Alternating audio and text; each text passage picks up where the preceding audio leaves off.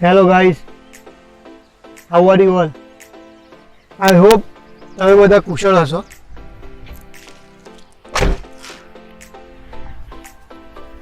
મિત્રો, આજે તમારી સામે એક વાત શેર કરવા આવ્યો છું. મિત્રો, લગભગ એક વીક પહેલા મારા એક ફ્રેન્ડનો મારી પર કોલ આવ્યો હતો. તો એ મને એવું કહેતો હતો કે ભાઈ તમારા ગુજરાતમાં શું છે એમ. તો એ વખત તો મેં એને જવાબ ના આપી શક્યો. મેં એને જવાબ આપવું યોગ્ય ના સમજ્યું. કારણ કે મિત્રો, આપણા ગુજરાતમાં છે એ બીજે ક્યાંય નથી. એકબીજા પ્રત્યેનો પ્રેમ, એકબીજા પ્રત્યેની લાગણી એ આપણા ગુજરાતમાં જ છે. અને મિત્રો, બીજી એક વસ્તુ એ કહેવા માંગુ છું કે અત્યારે હાલની સિચ્યુએશનને લઈને અમુક જગ્યાએ એમને શૂટ કરવાની પરમિશન મળી નથી રહી. તો અમે એવું વિચાર્યું કે આપણી પબ્લિકને ચાલો મારું ગુજરાત બતાવું, એક એ સિરીઝ લઈને અમે આવી રહ્યા છીએ, જેમાં અમે ગુજરાતના ઐતિહાસિક સ્થળોની મુલાકાત લઈશું. તમે કોમેન્ટ સેક્શનમાં પણ જો કોઈ તમે જ્યાં રહો છો ત્યાં પણ કોઈ એવું ઐતિહાસિક જે સ્થળ હોય કે જેની પબ્લિક સુધી હજી રીચ પહોંચી નથી, કે કોઈ પબ્લિક જાણતી નથી, તો તમે કમેન્ટ સેક્શનમાં પણ કમેન્ટ કરજો. તો અમે ત્યાં પણ મુલાકાત લઈશું. તો અમે ચાલો ગુજરાત નામની સિરીઝ ચાલુ કરવા જઈ રહ્યા છીએ, જેના અંતર્ગત આજે આપણે ઐતિહાસિક વૈજનાથ મહાદેવનું મંદિર એટલે કે વાસણિયા મહાદેવની આજે મુલાકાત લઈશું. તો તમે અમારી સાથે જોડાયેલા રહેજો. એન્ડ તમારો સપોર્ટ એ જ મારી તાકાત છે. સો કીપ સપોર્ટિંગ મી.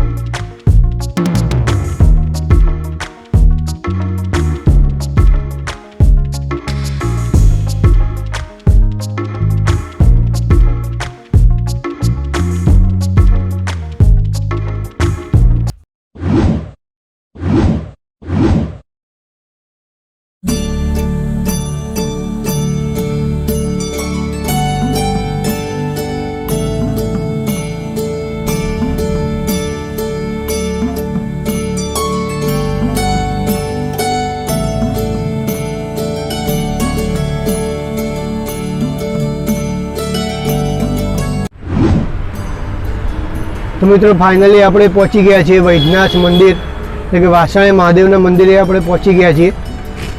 મારી પાછળ તમે જોઈ રહ્યા છો દાદાનું ભવ્ય મંદિર. તો ચાલો દાદાના દર્શન કરીએ આપણે.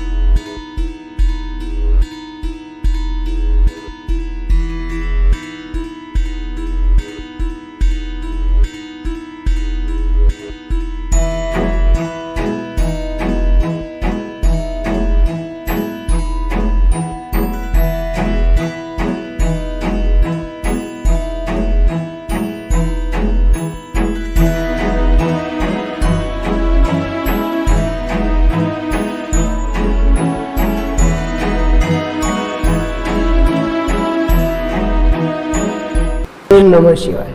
તો ફાઇનલી આપણે દાદાના ગર્ભગૃહમાં અંદર બેઠા છીએ.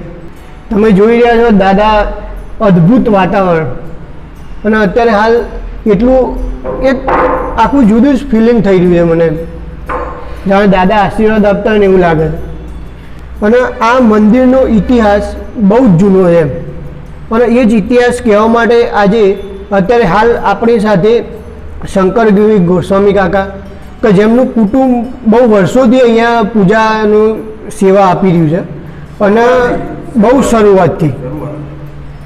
અને બીજું આપણા અહીંના મેનેજર વાસણી.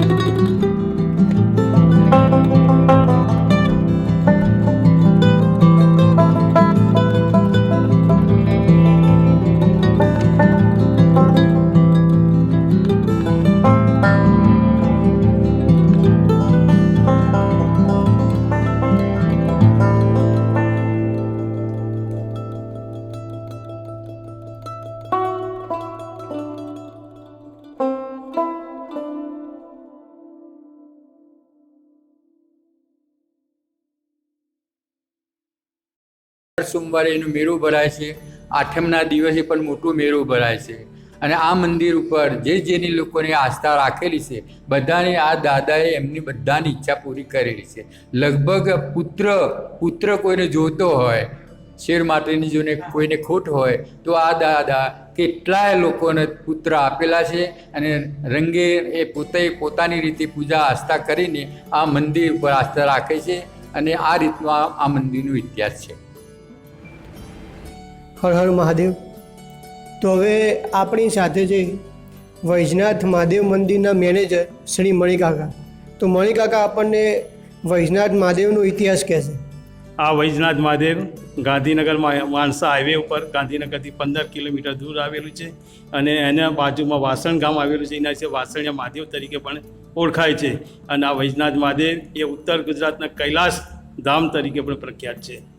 આ મંદિરની અંદર મોટી વિશેષતા તો એ છે કે અહીંયા શંકર ભગવાન એ સહપત્ની પાર્વતી સાથે છે, પછી વિષ્ણુ ભગવાન છે તે લક્ષ્મીજી સાથે છે, અને એ આગળ નંદી છે તેની પત્ની ગાંધારી સાથે પણ અહીંયા બિરાજમાન છે.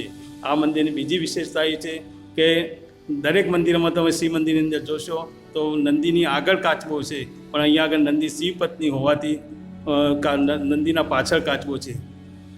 અને આ મંદિર એ 111 સ્તંભ ઉપર બનેલું છે. આ મંદિરમાં બધી ઈંટો અને ચૂનાથી જ બનાવેલું છે, લોખંડ કે કશું અંદર વાપરેલું નથી. પછી અહીંયા આગળ આ મંદિરની અંદર શિવ મંદિરની અંદર 12 શિવલિંગ આવેલા છે, અને 12 શિવલિંગના આપણને અહીંયા દર્શન થાય છે. અને ગણપતિ જે છે એ જમણી સૂંઢવાળે છે, એ પણ વિશેષતા છે. આ મંદિરમાં તમે કોઈ પણ માનતા ભગવાનની માનો તો ભગવાન અવશ્ય પૂરી કરે છે. તો જેમ જેમ મિત્રો આપણે વૈજનાથ મહાદેવ દાદાનો ઇતિહાસ તમે જાણીએ છીએ એમ વધારે રુચિ થવા લાગી છે. હવે તમને ખબર પડી છે કે આવો ઇતિહાસ તો આખા ગુજરાતમાં કોઈ મંદિરનો નહીં હોય. અને એવો જ એમાં થોડું વધારે આપણને કહેશે વાસણ ગામના નિવાસી અને એક જાગૃત નાગરિક દશરથસિંહ ગુલાબસિંહ વાઘેલા. તો આપણે કાકા પાસેથી જાણીએ હજી કે શું વૈજનાથ મહાદેવની વિશેષતાઓ છે, બીજી કઈ રીતે આ જીર્ણોદ્ધાર થયો હતો, અને બીજી ઘણી બધી વાતો આપણા કાકા સાથે કરીએ. મારું નામ દશરથસિંહ ગુલાબસિંહ વાઘેલા, વતન વાસણિયા મહાદેવ તરીકે જે ઓળખાય છે, ગાંધીનગર જિલ્લામાં આવેલું છે. વૈજનાથ મહાદેવનું મંદિર ગાંધીનગરથી માણસા રોડ ઉપર 15 કિલોમીટરના અંતરે વચ્ચે આવેલું છે. આ મંદિરનો ઇતિહાસ 11મી સદીનું લગભગ મંદિર કહેવાય છે. અને પોશીના સ્ટેટ ગોપાલસિંહ મદનસિંહ વાઘેલા જેમના ભાઈઓને એમને કલોલ ઓટો આપેલો અને કલોલથી વાસણ ગામ આપેલું. એ ગામમાં આખા ગામમાં મોટાભાગની વસ્તી વાઘેલા રાજપૂત દરબારોની છે.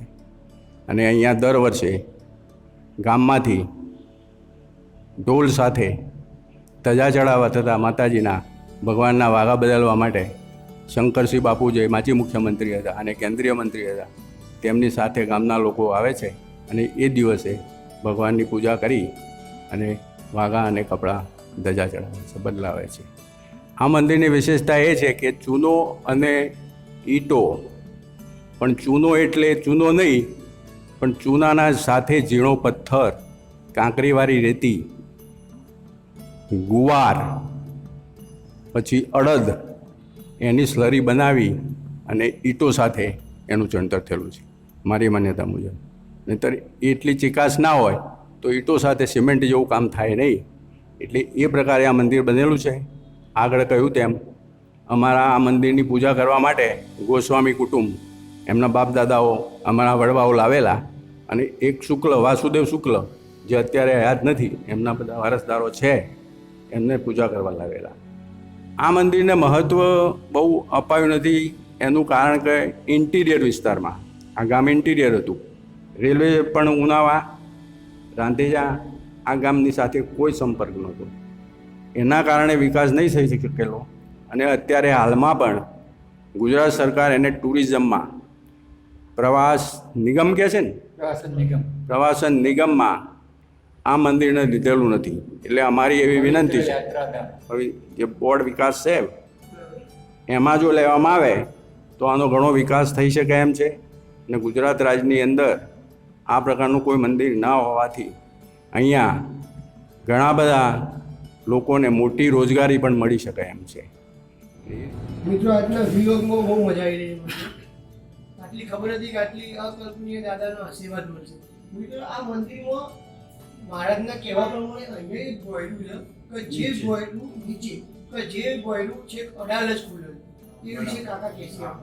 એટલે અમે જ્યારથી સાંભળીએ છીએ ત્યારથી અમારી ઉંમર પ્રમાણે એવું કહેવાય છે કે અહીંયા એક ગોયડું આવેલું છે અને જે માતાજીનો લગભગ જે સેવા પૂજા થાય છે એ બધો પ્રવાહ પણ અહીં જાય છે ને અહીંથી પ્રવાહ પસાર એની નીચે ગોયડું આવેલું છે. અને એ ગોયડું બારણું દેખાય છે આ બધું. આ દરવાજો છે એનો અત્યારે પૂરી દીધેલો છે. એ ગોયડું અડાલજની વાવ સાથે સંકળાયેલું એવું અમે સાંભળ્યું. અને અત્યારે હાલ એક જે ઉપર છે 7 માળ એના વિશે કાકા પણ ઉપર લઈ જઈશું બતાવવા માટે. તો ચલો ત્યાં જઈશું આપણે. હવે અહીંયા આ દરવાજો છે એવો સામે દરવાજો બે બાજુ. આવા બે દરવાજા છે ઉપર જવા માટે. બરોબર. અને આ દરવાજા થઈને જ અમારા જે ગોસ્વામી કુટુંબના મંગળગીરી ગોસ્વામી હતા એ પોતે એકદમ સિંગલ હંડી હતા. એટલે સિંગલ માણસ ચડી શકે એટલી જ જગ્યા દેખાય છે આપણે જોઈ શકો છો. એના પગથિયા પણ જોવા. જો તમે જોઈ શકો છો અહીંયા બે બાજુ. એક સિંગલ માણસ જાય ને એટલી જ જગ્યા છે અંદર. અને આ જગ્યાએથી જ ધજા ચડાવવામાં આવે. બરોબર. બરોબર. એટલે આ દરવાજાથી અત્યારે હાલ તો આપણે જઈ શકીએ છીએ પણ ઉપર જાઓ એટલે તમને ગભરામણ થાય. બરોબર. નહીં ચડી શકે. અચ્છા. અને છેક બહાર નીકળે ત્યારે તો બહુ દાદાની કૃપા હોય તો જ જઈ શકાય. એવું છે એ આપણે જોઈએ. તો અત્યારે આપણે ઉપર જઈશું. તો મિત્રો ચલો અત્યારે આપણે 7 માળ ઉપર ચડવાનું છે. ત્યારે દાદાનું નામ લઈને જઈએ છીએ ઉપર. આપણે 1-2 માળ સુધી જઈશું હા, પછી નહીં જવાય. આપણે 2 માળ સુધી જઈશું. એમ કે બહુ જવાશે નહીં. હવે અહીંયાથી ધજા ચડાવવા માટે જે પહેલો માળ છે આ, બરોબર. એટલે ત્યાંથી અંદર જવું પડે અને અંદરથી પછી પણ સીડી અહીંથી જ જવું પડે અચ્છા, અંદરના બાજુ. અંદર જઈશું આપણે. ચલો. મોબાઈલ આડે રાખજે. મોબાઈલ ઊભો રાખજો. અહીંયાથી જવાય. બરોબર. પછી બીજા 7 માળ આ ઉપર જવાય છે. છેક ઉપર બહાર નીકળતું જાય, ગોળ પડતું જાય. બધું ઉપર જવું. ને પહેલા તો બહુ આ ભમરાજી લઈ અવાય નહીં. એ પણ તો અમારે મોટું તકલીફ થઈ જાય. તમારે એનો ફોટો અંદરથી લેવો જ લઈ લો એક વારનો.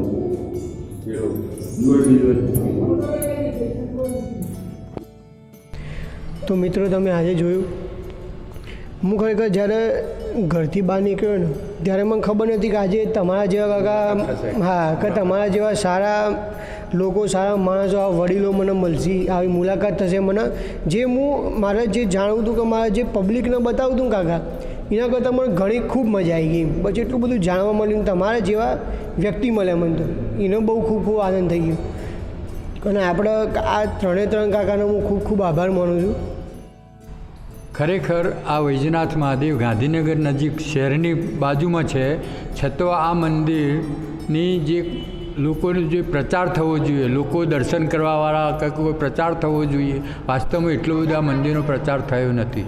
બીજું સરકારના પવિત્ર યાત્રાધામ કે કોઈ પણ એમનું કોર્પોરેશન હોય એમાં આ મંદિરને કોઈ પણ જાતની સહાય કે કોઈ મળતી નથી. જેથી કરીને આવું અગત્યનું મંદિર જે નીચે 7 માળ છે, ઉપર 7 માળ છે, છતાં એનો પ્રચારના લીધે આ મંદિરના બહોળો પ્રચાર થયો નથી. જેથી કરીને હું તો આપને પણ ખૂબ જ આભારી માનું છું કે તમારા જેવા લોકો અહીંયા આવીને મારા મંદિરની બહોળી પ્રચાર કર્યો છે. ખૂબ ખૂબ અભિનંદનને પાત્ર છો.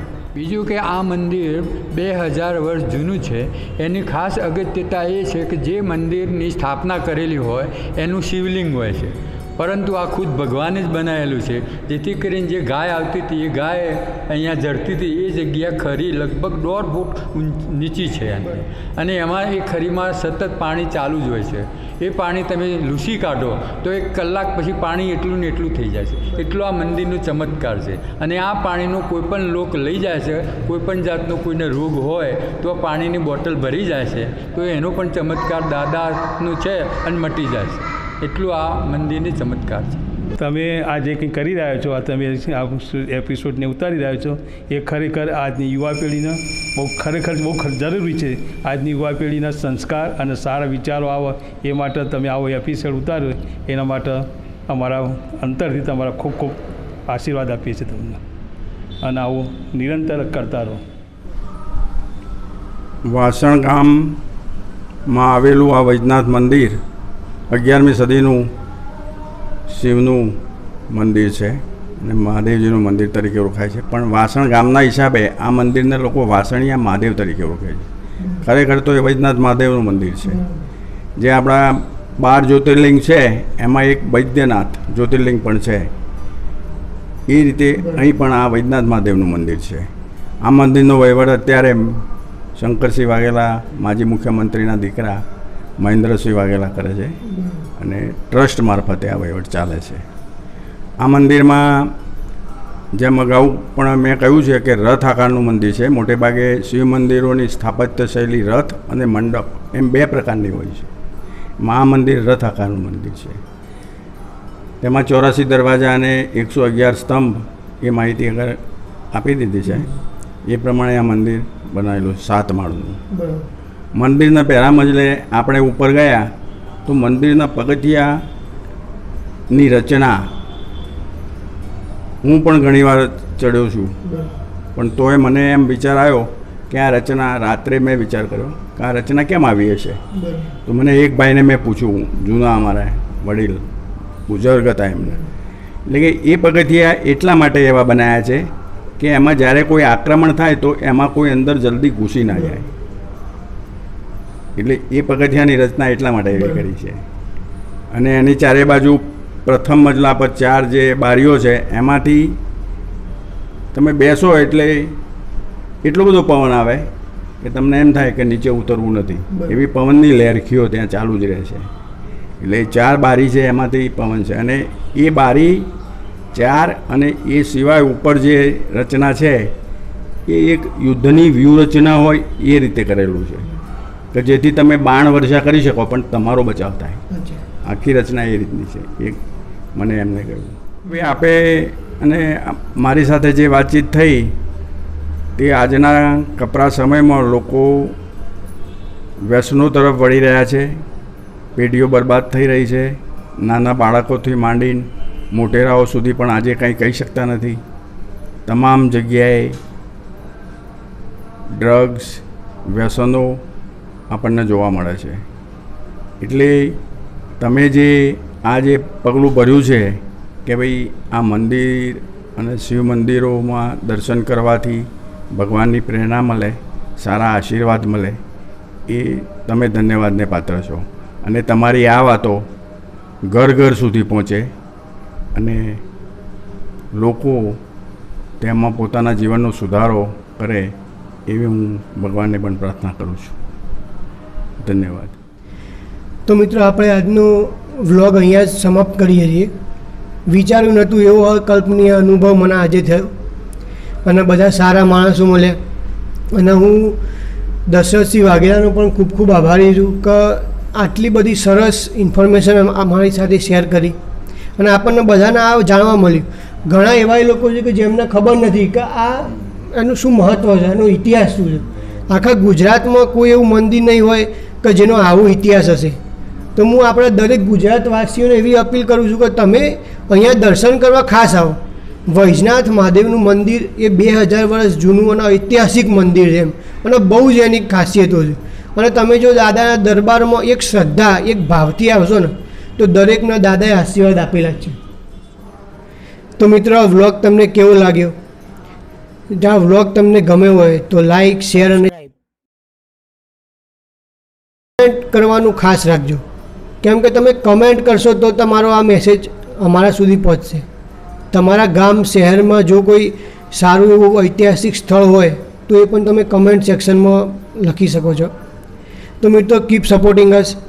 ફરીથી મળીશું એક નવા વિડીયોમાં. ત્યાં સુધી સ્ટે ફિટ, સ્ટે હેલ્ધી. જય હિન્દ, જય ભારત, જય જય ગરવી ગુજરાત.